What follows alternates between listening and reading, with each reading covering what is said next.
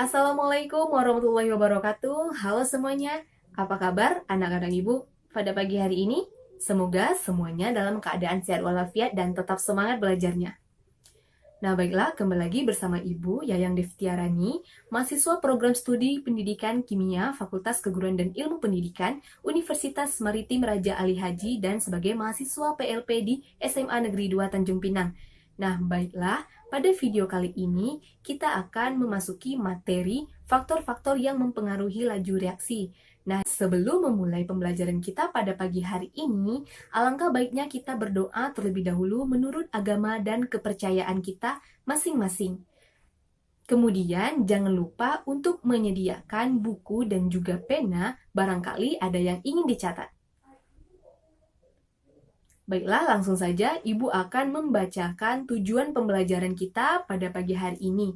Nah, yaitu yang pertama, siswa mampu mengidentifikasi faktor-faktor yang mempengaruhi laju reaksi. Nah, kemudian yang kedua, yaitu siswa mampu menjelaskan pengaruh suhu terhadap laju reaksi. Kemudian yang ketiga, yaitu siswa mampu menjelaskan pengaruh luas permukaan bidang sentuh terhadap laju reaksi. Nah, kemudian yang ketiga, yaitu siswa mampu menjelaskan pengaruh katalis terhadap laju reaksi.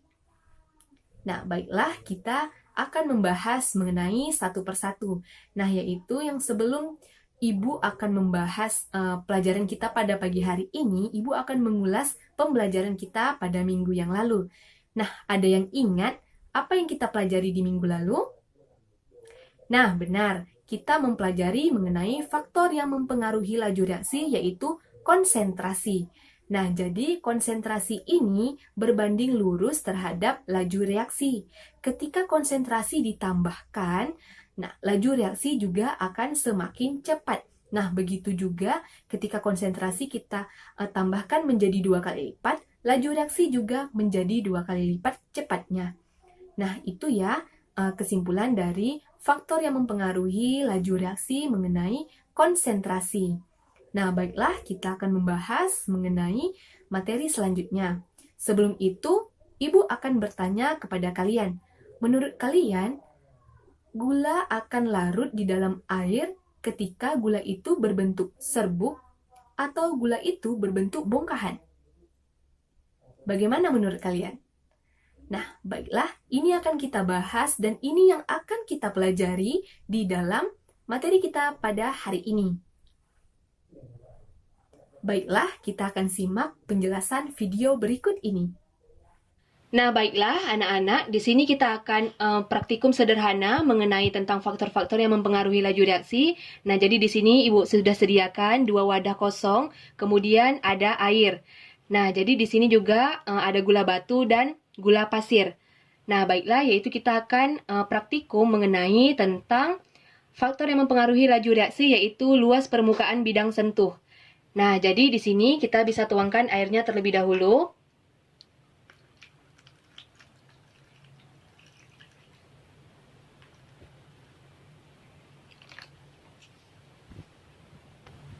Nah, baiklah, kita akan masuk gula batu ke dalam wadah yang sudah berisi air tadi. Kemudian gula pasir. Nah, ketika sudah dimasukkan ke dalam wadah yang sudah berisi air, maka kita akan mengaduk.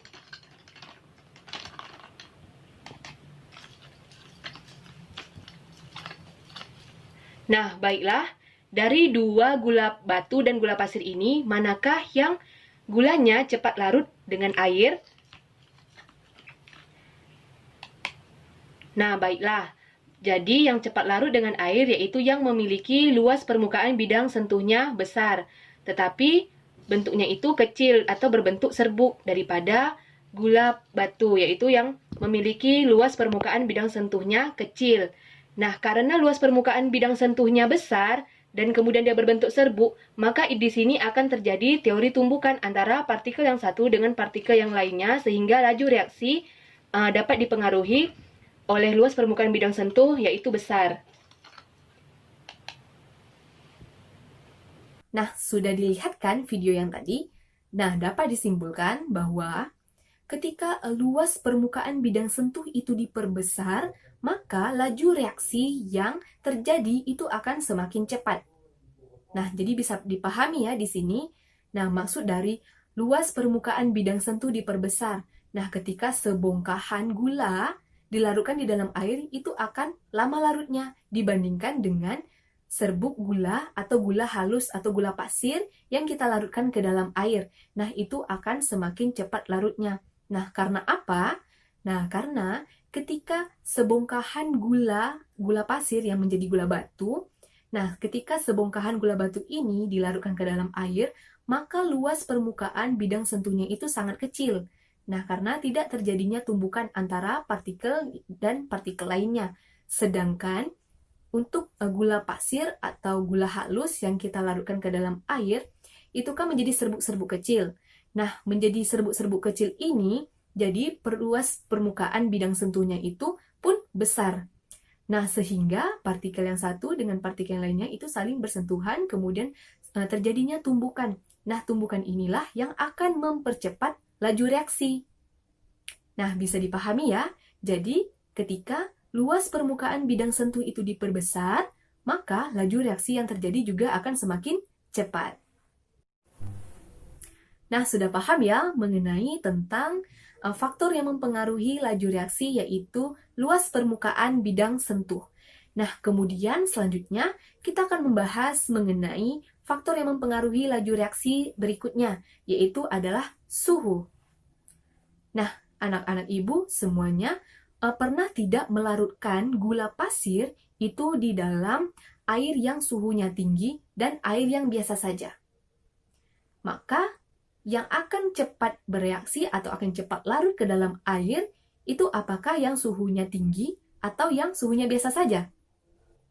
Nah, tentu saja suhu yang lebih tinggi akan mempengaruhi laju reaksi, akan mempengaruhi cepatnya reaksi itu berjalan. Nah, sehingga ketika gula pasir diletakkan ke dalam air yang memiliki suhu tinggi, maka gula itu akan mudah larut dibandingkan dengan air yang tidak panas tadi atau air yang biasa saja.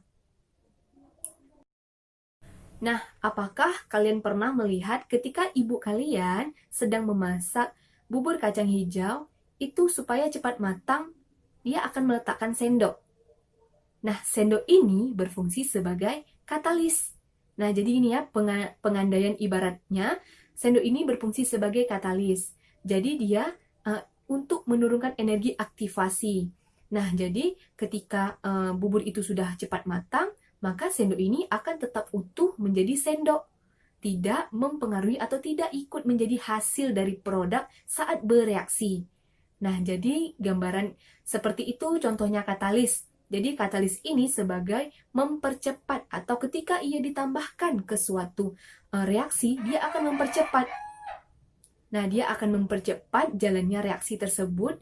Nah, ketika reaksi itu sudah selesai, dia tidak akan menjadi produk. Nah, tetapi dia akan menjadi juga sendok kembali.